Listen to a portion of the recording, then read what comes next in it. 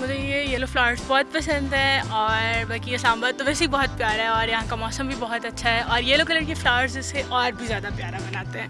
मतलब बहुत अच्छे लगते हैं ये, बहुत ज़्यादा। अमलतास के फूल शदीद गर्मी का खूबसूरत फूल है और इस्लामाबाद जैसे खूबसूरत शहर में ऐसे फूल और भी चार चांद लगाते हैं और यहाँ के लोग जो हैं इन फूलों को बहुत पसंद करते हैं।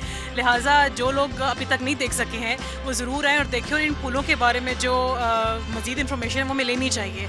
हर मौसम के डिफरेंट फूल हैं लेकिन इस शदीद गर्मी के फूल की जो खूबसूरती है वो अमलतास का फूल है। ये जो अमलतास के फूल हैं ये बहुत प्यारे हैं और स्पेशली हम अपनी फैमिली के साथ यहाँ पर आए हैं अमलतास के फूल देखने और हम सब बहुत इंजॉय कर रहे हैं अमलतास के फूल देख के और हमें बहुत अच्छा लग रहा है यहाँ पर आकर और हम स्पेशल आए हैं सब कि अमलतास के फूल देखें यहाँ पर।